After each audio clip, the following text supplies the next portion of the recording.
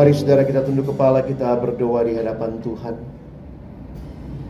Kami datang dalam ucapan syukur ya Tuhan, karena sungguh Engkau baik dan Engkau menyatakan kebaikan-Mu di dalam hidup kami.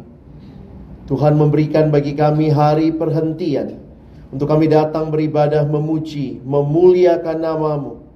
Dan tiba waktunya bagi kami untuk membuka firman-Mu ya Tuhan. Kami mohon ketika kami akan membuka firman-Mu, bukalah juga hati kami. Jadikanlah hati kami seperti tanah yang baik, supaya ketika benih firman-Mu ditaburkan boleh sungguh-sungguh berakar, bertumbuh, dan juga berbuah nyata di dalam kehidupan kami. Berkatilah hamba-Mu yang menyampaikan, semua kami yang mendengar. Tuhan tolong agar pada akhirnya kami bukan hanya jadi pendengar-pendengar firman yang setia, tapi mampukan dengan kuasa dan pertolongan dari Roh-Mu yang kudus, kami dimampukan menjadi pelaku-pelaku firman-Mu di dalam hidup kami, di dalam keseharian kami. Bersabdalah ya Tuhan, kami umat-Mu sedia mendengarnya. Di dalam satu nama yang kudus dan berkuasa, nama Tuhan kami Yesus Kristus, Sang Firman yang hidup, kami menyerahkan pemberitaan firman-Mu. Amin. Silakan duduk. Shalom. Selamat sore, selamat hari Minggu Bapak Ibu Saudara yang dikasihi Tuhan. Bersyukur kesempatan ibadah bukan sekadar rutinitas mingguan, tetapi biarlah kita mengalami perjumpaan dengan Allah secara pribadi di dalam setiap ibadah kita. Tema yang diberikan kepada kita sore hari ini melanjutkan eksposisi dari surat 1 Petrus adalah hiduplah sebagai hamba Allah. Saudara, satu waktu saya ketemu dengan seorang yang dulu saya layani ketika masih mahasiswa. Lalu kemudian dia tanya, dia panggil saya Bang Alex, masih pelayanan? Iya masih. Wah, hamba Tuhan ya Bang. Seolah-olah karena saya full time dalam pelayanan, saya hamba Tuhan. Saya bilang, loh emangnya kamu apa? Iya saya hamba uang, katanya begitu ya. Karena dia kerjanya bisnis dan setiap hari di dalam mencari cuan saudara ya. Tapi penghayatan sebagai hamba Tuhan, hamba Allah bukan terbatas kepada ketika saudara dan saya masuk dalam pelayanan full time. Oh itu hamba Tuhan. Tetapi semua kita adalah hamba Tuhan, hamba Allah. Ini yang akan kita pelajari sore hari ini dalam surat 1 Petrus. Kalau kita ingat refresh sebentar ya. Kalau bicara 1 Petrus, ini surat yang dikirimkan oleh Rasul Petrus kepada jemaat yang tersebar. Di mana tersebarnya? Nah, itu di daerah, kalau lihat pasal 1 ayat 1, dari Petrus, Rasul Yesus Kristus kepada orang-orang pendatang yang tersebar di Pontus, Galatia, Kapadokia, Asia Kecil, dan Bitinia. Saudara bisa lihat di dalam map ini daerah kalau sekarang disebut sebagai daerah Turki, saudara ya, atau daerah-daerah di Asia Minor, Asia Kecil.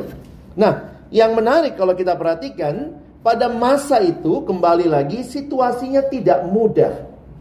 Sedikit mengingatkan saudara akan hal ini. Pada masa hidup Petrus di bawah pemerintahan Kaisar Nero, kalau saudara lihat banyak orang Kristen dianiaya, diusir dari rumah mereka. Dan kalau kita renungkan juga, bagi kita saat ini, sesungguhnya kita semua sebagai warga negara surga, tapi sementara ini tinggal di dunia saudara ya. Suatu tempat asing yang bukan rumah kita. Dosa dan kesedihan dalam dunia ini mengingatkan kita akan kenyataan itu setiap hari. Ingat, kita adalah pendatang. Pendatang dalam arti bahwa kita menantikan. Seluruh orang Kristen adalah orang-orang pendatang yang tersebar, yang merindukan tanah perjanjian kita sendiri. Surga yang kekal yang Tuhan janjikan. Nah, jadi nasihat yang akan kita baca di dalam surat 1 Petrus ini adalah bagaimana ketika saudara dan saya ada di dalam dunia ini, di dalam berbagai pergumulan dan penderitaan yang mungkin kita alami, bagaimana kita bisa hidup sebagai hamba Allah. Sama-sama kita akan melihat bagian firman di dalam 1 Petrus pasal 2 ayat 11 sampai dengan ayatnya yang ke-17, ya. Mari kita membacanya bergantian. Saya akan mulai dari ayat yang ke-11. Saudara membaca ayat yang ke-12, kita bergantian sampai ayatnya yang ke-17. Saudara-saudaraku yang kekasih, aku menasihati kamu supaya sebagai pendatang dan perantau. Nah, istilah ini dipakai lagi, ya. Pendatang dan perantau, kamu menjauhkan diri dari keinginan-keinginan daging yang berjuang melawan jiwa. 12.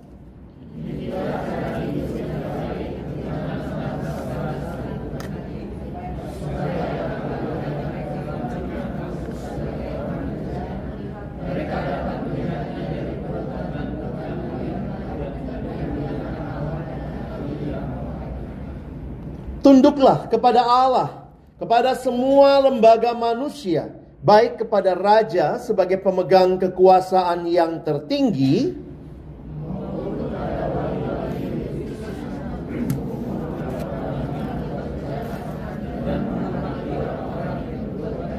sebab inilah kehendak Allah, yaitu supaya dengan berbuat baik kamu membungkamkan kepicikan orang-orang yang bodoh.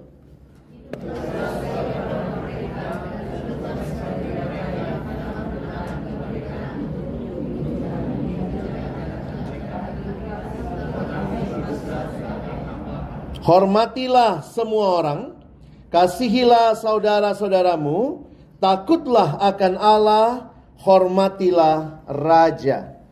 Sedemikian jauh pembacaan firman Tuhan. Berbahagialah kita bukan hanya membacanya, tetapi juga merenungkannya, melakukannya dalam hidup kita, dan bahkan membagikannya. Saudara yang dikasihi Tuhan, perhatikan ayat 16, dari situ tema kita, ya. Hiduplah sebagai hamba Allah. Kalau saudara mengingat bagian sebelumnya yang kita sudah pelajari dalam kitab 1 Petrus, saya coba tuliskan begini, ya. Setelah kita menyadari betapa sangat berartinya hidup kita bagi Allah, karena di dalam pasal yang kedua kita disebut sebagai umatnya yang kudus, ya, itu 1 Petrus 2 ayat 10, 9, 10, umatnya yang kudus. Jadi betapa saudara dan saya identitasnya begitu berharga bagi Allah, umat kepunyaan Allah. Sekarang kita siap untuk hidup dengan penuh keberanian di tengah dunia yang bisa jadi, nah ini menarik, tidak suka sama kita dan bahkan mungkin menyakiti kita. Itulah realita yang dialami jemaat yang disurati oleh Petrus. Dan itulah juga yang kalau saudara renungkan, sampai masa kini ada saja orang yang tidak suka dengan kita yang hidup benar sebagai anak-anak Tuhan. Karena itulah bagian selanjutnya kita dipanggil untuk hidup sebagai hamba Allah. Nah, ini menarik untuk kita sama-sama pikirkan. Apa artinya hidup sebagai hamba Allah? Saudara, identitas kita sebagai hamba Allah bukan cuma mereka yang pelayanan full time, kita bilang itu hamba Tuhan, hamba Allah, tetapi semua kita yang diselamatkan oleh karya Kristus yang luar biasa di kayu salib adalah hamba Allah. Nah, saya mau jelaskan sedikit dalam perenungan saya tentang hamba Allah sebelum nanti kita lihat teksnya. Tapi saya ingin mengajak kita melihat Petrus menulis soal ini. Dan menarik saudara, Paulus juga menulis soal ini. Sebentar lagi kita masuk bulan Agustus. Wah, banyak khotbah itu temanya nanti merdeka-merdeka itu saudara, ya. Dan kalau bicara merdeka, menarik, ada kaitan dengan hamba saudara, ya. Nah, mari kita lihat sebentar. Saya ambil tulisan Paulus sebelum saya nanti balik ke tulisan Petrus. Apa arti hamba Allah? Saudara perhatikan di dalam Galatia pasal 5 ayat yang pertama, Paulus berkata begini, supaya kita sungguh-sungguh merdeka, Kristus telah memerdekakan kita. Yang jadi pertanyaan, emangnya siapa yang memperhamba kita?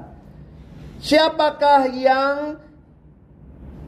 begitu membelenggu kita sehingga kalau Kristus memerdekakan, kamu sungguh-sungguh merdeka? Di sinilah kita melihat jawabannya adalah dosa. Hidup di dalam dosa itu seperti terikat, terbelenggu, diperhamba, saudara. Paulus mempersonifikasi dosa. Dosa digambarkan seperti seorang tuan yang sedang memperbudak. Dan gambaran itu adalah gambaran yang tidak enak. Gambaran yang begitu membelenggu. Itulah realita dosa yang membelenggu kehidupan manusia. Segala keinginan-keinginan daging, keinginan-keinginan mata yang dilakukan di dalam dosa begitu membelenggu, saudara. Ada orang bilang, masa sih dosa membelenggu? Iya, saudara. Ada satu anak remaja yang pernah saya layani. Dia bilang, ya ini dia udah mulai masuk kampus. Ya lalu ketemu teman-teman pergaulan ya. Dulunya anak tanda kutip baik-baik, sekarang masuk kampus ketemu yang ngerokok, ketemu teman-teman yang minum, begitu ya. Terus kemudian dia bilang, oh saya mah gak gitu kak, saya cuman ngerokoknya sosial aja gitu ya. Terus saya bilang sama dia, awalnya mungkin kamu coba-coba, tapi itulah sifat dosa itu membelenggu, saudara. Awalnya kamu beli rokok, lama-lama kamu dibeli oleh rokok. Oh, gua mah bebas kak. Kalau bebas tinggalin rokok. Waduh susah kak, itu namanya gak bebas.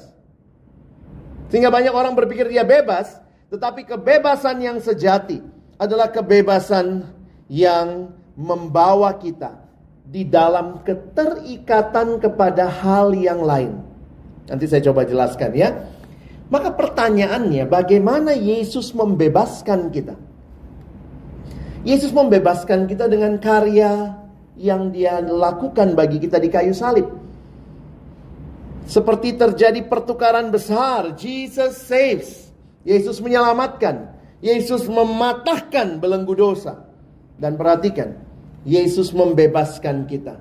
Sehingga kita bisa berkata, I am free. Dan Kristus memberikan hidup yang baru kepada kita. Yang lama sudah berlalu. Tetapi sekarang kita masuk di dalam hidup yang baru. Tapi ingat saudara ya, sekarang saya kasih inti yang saya mau bicarakan tentang hamba. Ketika saudara dan saya bicara kemerdekaan, maka pertanyaannya begini. Ada nggak sih kemerdekaan yang mutlak? Bisa merdeka yang benar-benar merdeka? Apakah di dalam kemerdekaan yang mutlak itu kita bisa melakukan apa saja yang kita mau? Tidak. Maka ada kalimat yang saya simpulkan begini. Kemerdekaan mutlak atau kemerdekaan tanpa batas itu sebuah pemikiran yang salah. Kalau kita bicara merdeka, oh, saya tidak lagi dibelenggu. Oke. Tetapi pertanyaannya, kalau saudara kemudian mau melakukan apa saja yang saudara mau, apakah itu namanya bebas? Saya kasih contoh sederhana begini ya. Ini beberapa kali saya sharing kepada saudara juga mungkin kalau ada yang ingat. Beberapa tahun yang lalu saya punya seorang adik dalam pelayanan di kantor kami. Dia seorang perempuan datang dari luar kota. Jadi waktu dia melayani bersama kami, dia kos saudara di Jakarta. Lalu waktu dia kos begitu, dia pelihara ikan mas, ya. Biasalah ya, mungkin biar nggak sepi di kamarnya dia pelihara ikan mas di dalam sebuah akuarium kecil. Jadi dia sering sekali kalau ketemu, dia cerita perkembangan update ikan masnya seperti apa. Dia mulai cerita, dia beli 1 ekor, 2 ekor, lalu kemudian ada makin banyak. Satu pagi ketika saya datang ke kantor, terus dia bilang begini, Kak Alex, tahu nggak? Saya bilang, kenapa? Tadi malam ikan mas saya bunuh diri. Ternyata dia menemukan pagi hari ada 2 ekor ikan mas yang ada dari dalam akuariumnya itu lompat keluar dan sudah mati tergeletak di atas karpet. Saya mau tanya saudara, ikan itu bebasnya di mana? Di dalam air atau di luar air? Mana lebih luas? Airnya cuma segini saudara. Lebih luas di luar kan? Ikan mas ini kalau dibilang bebas, bebasnya di mana? Di dalam air apa di luar? Ya di dalam ya. Sekarang pertanyaan saya, ikan masnya di dalam air itu terikat nggak? Terikat kepada air. Bebas itu tidak ada yang namanya benar-benar bebas tanpa keterikatan. Jadi pemikiran, lihat kalimat saya ini tadi ya, kemerdekaan mutlak atau kemerdekaan tanpa batas itu pemikiran yang salah. Nggak ada seperti itu. Kalau kita bebas, ternyata pada saat kita bebas, kita sedang terikat kepada sesuatu. Itu hukum alamnya. Ikan ini bebas di dalam air. Dia terikat kepada air. Itulah kebebasannya dia.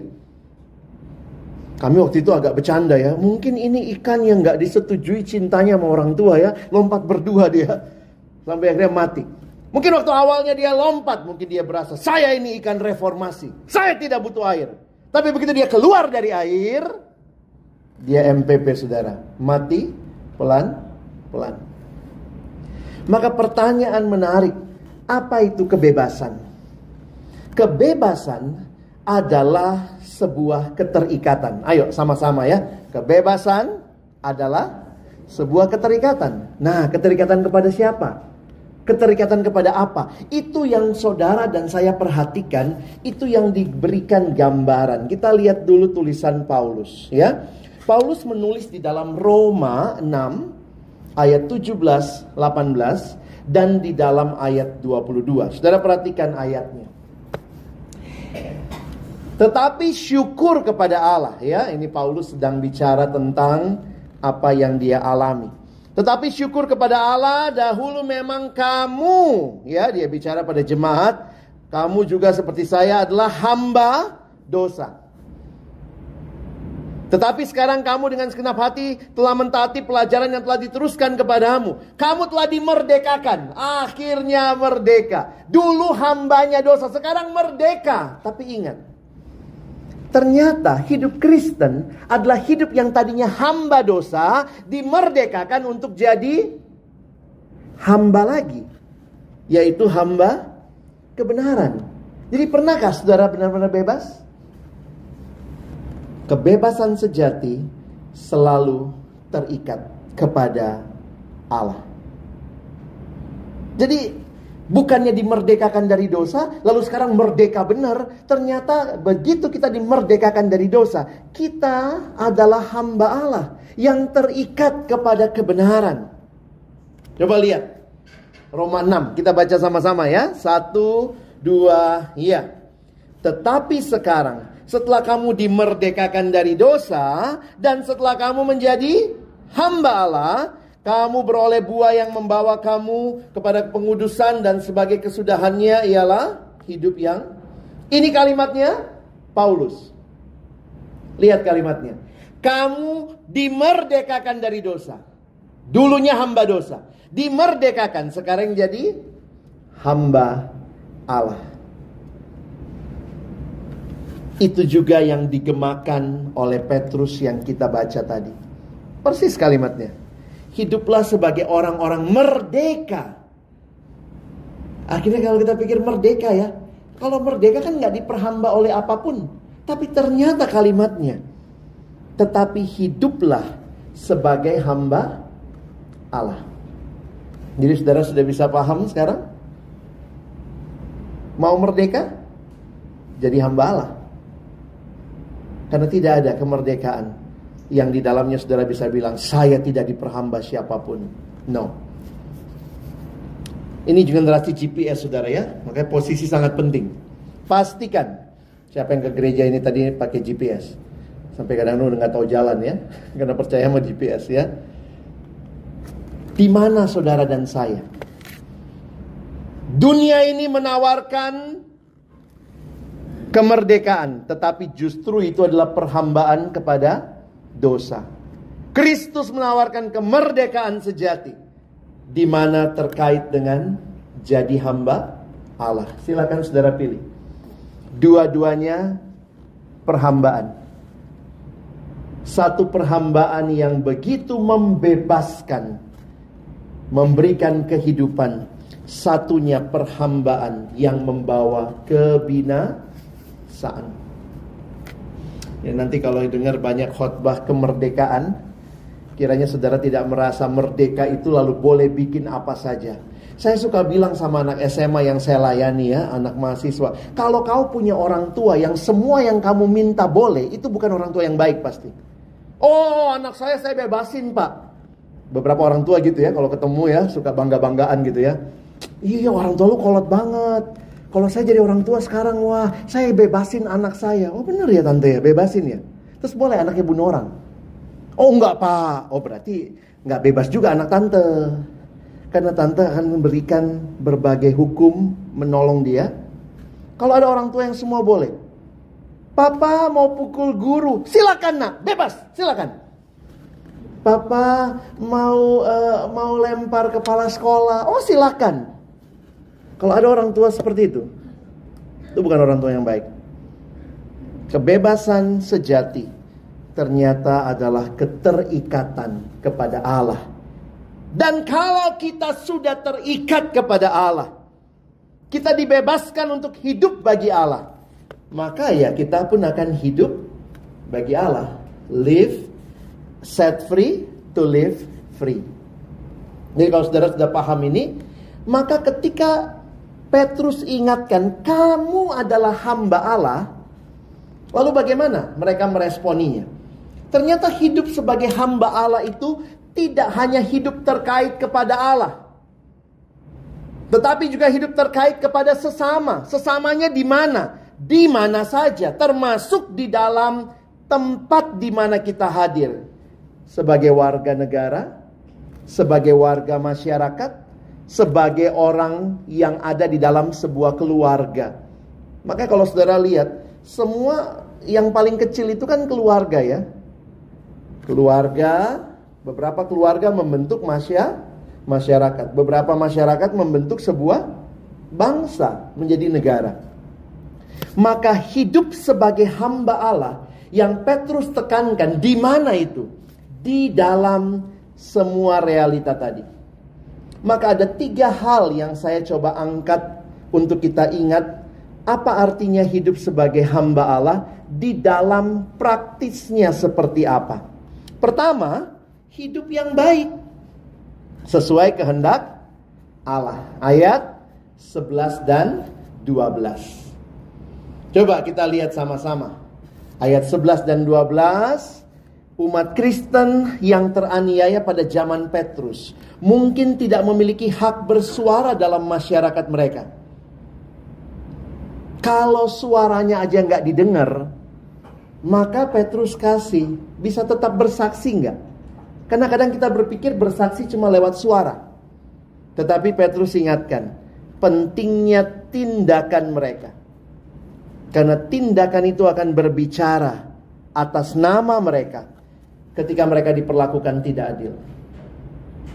Saudara, hidup di dalam masyarakat, seringkali kita harus jujur mengatakan ya, your action speaks louder than your words. Tindakan-tindakan kita berbicara lebih kuat dari sekadar perkataan kita. Makanya kita sering dengar juga gitu ya, gila itu orang Kristen banget. Kadang-kadang ngomongnya ayat firman Tuhan, gile salibnya aja Kristen, tapi gile Judasnya. Orang lihatnya tindakan. Jadi kadang-kadang jadi sedih juga ya. Ada orang yang saya ketemu, terus saya datang ke kantornya, lalu ada persekutuan di kantornya, terus dia bangga banget. Di sini Pak, semua takut sama saya. Ih, gimana lagi kamu jadi kesaksian kalau orang Kristennya ditakuti orang ya? Wah, gue paling cerewet di sini. Bangga lagi dia. Saudara ingat, Tuhan mengingatkan bagi kita melalui Rasul Petrus ya. Perhatikan ayat 11 itu apa yang harus dijauhi. Kalau kita hamba Allah, kita terikat pada Allah, kita melakukan kehendak Allah, maka ingat, ada yang harus kita tinggalkan, yang kita harus jauhi. Ayat 11. Tapi ada juga yang harus dicari, yang dilakukan. Coba lihat ayat 11-nya ya. Sebagai pendatang dan perantau di dunia ini, kita tidak boleh lagi dikuasai oleh keinginan-keinginan daging tersebut. Tetapi sebaliknya kita harus mengikuti Yesus sebagai Tuhan, yang jalannya menuju kepada kehidupan. Kalau kita mengikuti keinginan daging, sama saja dengan apa yang dilakukan orang-orang yang diperhamba oleh dosa. Kita ini hamba Allah. Lakukan apa yang menyenangkan Allah. Lakukan apa yang sesuai kehendak Allah. Saya suka tanya sama anak remaja ya. Remaja itu lebih jujur saudara ya. Kalau orang tua kadang agak bohong-bohong. Saya tanya, enak gak jadi orang Kristen? Enak gak jadi orang Kristen? Banyakan bolehnya atau gak bolehnya? Banyakan gak bolehnya ya. Ya begitu, enak gak jadi orang Kristen? Enggak kak, gak boleh. Gak boleh nyolong, gak boleh mukul, gak boleh fitnah, gak boleh dendam, gak boleh iri. Enak gak? Enggak. Karena terlalu banyak enggak bolehnya. Tapi jangan lupa, justru itu kebebasan yang sejati.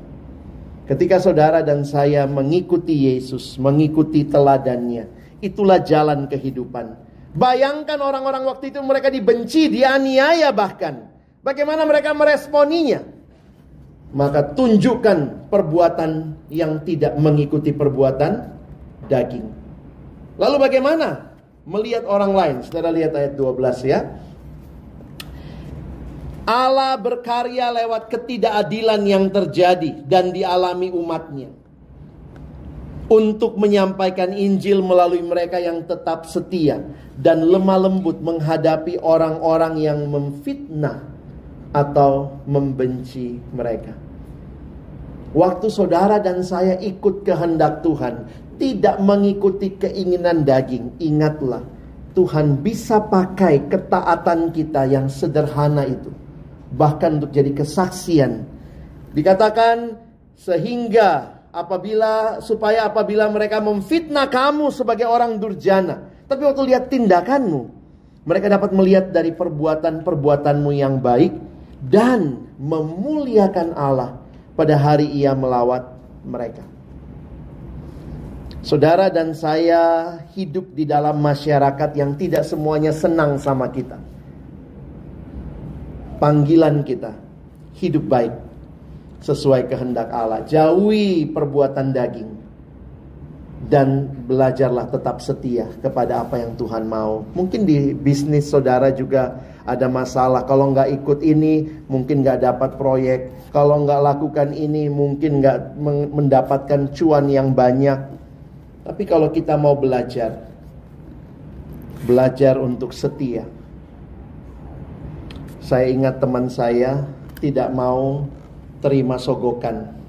Dia kerja di salah satu BUMN. Jadi orang suka nyogok begitu ya. Kasih amplop. Tiap kali dia tolak. Tidak. Tiap kali dia tolak.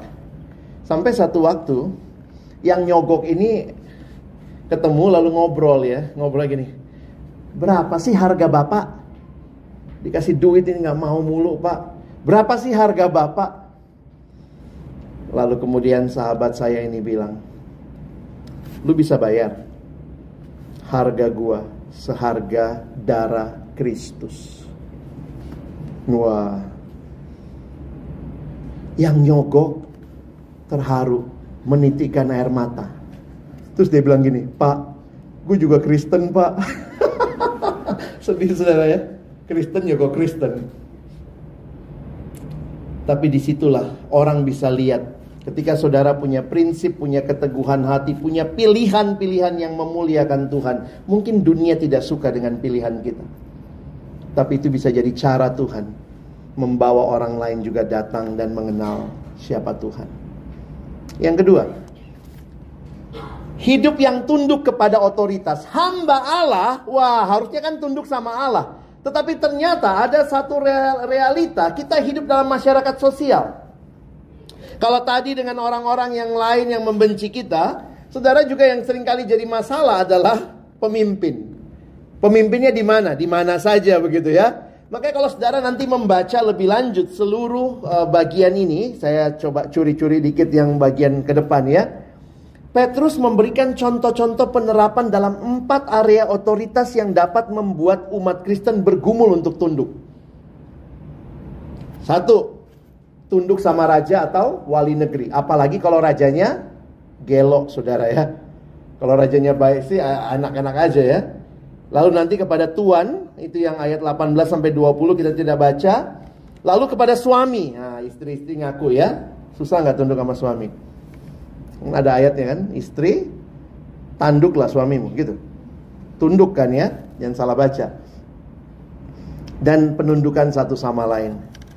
Jadi kalau saudara lihat ini ayat-ayatnya ya, ini pakai kata tunduk semua. Tunduk ya, bukan tanduk ya. Tunduklah, tunduklah, tunduklah. Kadang-kadang gak mudah saudara.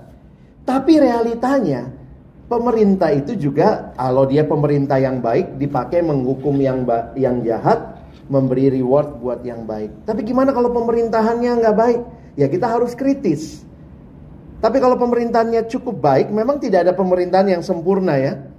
Maka saudara, perintah firman Tuhan taat. Memang ini bukan satu hal yang ya kadang-kadang nggak mudah ya. Mungkin yang akan jadi pemimpin berikutnya bukan pilihan saudara. Lalu apakah kita bisa taat dan tunduk? Nah ini yang jadi pergumulan. Waktu itu pemimpinnya kemungkinan besar Kaisar Nero ya. Menarik juga Petrus bilang, tunduklah. Nanti saudara bisa gumulkan lagi ya. Tapi ini prinsipnya. Orang Kristen dapat menundukkan diri kepada sesamanya karena kita tahu bahwa pada akhirnya Allah saja yang sungguh berdaulat atas segalanya. Kadang-kadang saya kalau lihat pemerintahan yang bejat, yang apa ya, beberapa negara kan kalau kita lihat pemerintahannya itu begitu luar biasa kejam. Kadang-kadang orang Kristen di sana gimana ya, mereka tunduk, tapi memang ini tunduk dengan pengharapan ya, satu waktu nanti Allah berdaulat. Bukan mereka yang pegang kekuasaan atas hidup kami, tapi ada Allah yang berkuasa penuh. Makanya kita tunduknya sebenarnya di dalam ketundukan kepada Allah yang Maha Kuasa. Mari kita coba aplikasikan juga ya. Apalagi pemerintah Indonesia juga ada beberapa kebijakan yang tentunya baik. Ya kita belajar taat. Kalau tidak sesuai ya kita mungkin juga terus bisa mendoakan. Kalau saudara punya jalur-jalur untuk bisa menyampaikan melalui berbagai hal, itu jadi cara Tuhan juga membangun kita. Dan terakhir, yang terakhir adalah hidup menghormati semua orang. Jadi memang saya kaget juga ya waktu melihat relasi hamba Allah ini. Ini relasi apa? Bukan vertikal saja. Semua relasi horizontal. Hidup di rumah, hidup di masyarakat, hidup di bangsa dan negara. Ingat, kamu hamba Allah. Tapi kamu harus tunduk sama otoritas, tetap berbuat baik, dan hormati semua orang. Hati-hati jangan jadi sombong saudara, bahkan merendahkan orang lain. Lihat beberapa ayat, kata kuncinya.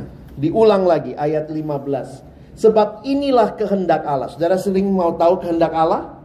Ya?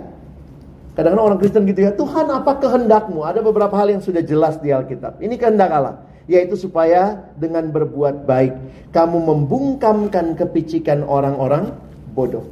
Teruslah berbuat baik. Saya kadang-kadang ketemu orang Kristen gitu ya, nggak tahu kalimat-kalimat kita, hati-hati saudara ya.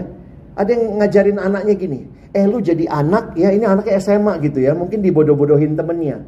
Lalu mamanya bilang gini, lu jadi anak jangan terlalu baik. Kok nggak sama perintah Tuhan? Harusnya bilangnya sama anak lu jadi anak jangan bodoh, jangan ditipu temen ya. Kalau baik itu harus loh, Tuhan suruh kita jadi baik. Cuma orang bilang gitu, kalau baik ditipu orang, enggak juga. Lu harus baik tapi cerdik. Makanya ajarin gitu ya. Jadi jangan gitu, oh nasihatnya orang Kristen tuh nasihatin anaknya, lu jangan jadi anak jangan terlalu baik. Kok nggak sama firman Tuhan ya? Ini eksposisi dari mana sih mama ya, atau si papa? Harus berbuat baik, tapi dengan ketegasan, dengan kecerdikan, sehingga tidak membuat orang bergantung sama kita. Kadang orang mau minjem duit kan, kita kasih, besok dia datang lagi, kasih lagi, terus kita kasih, lama-lama kan kita jadi bodoh.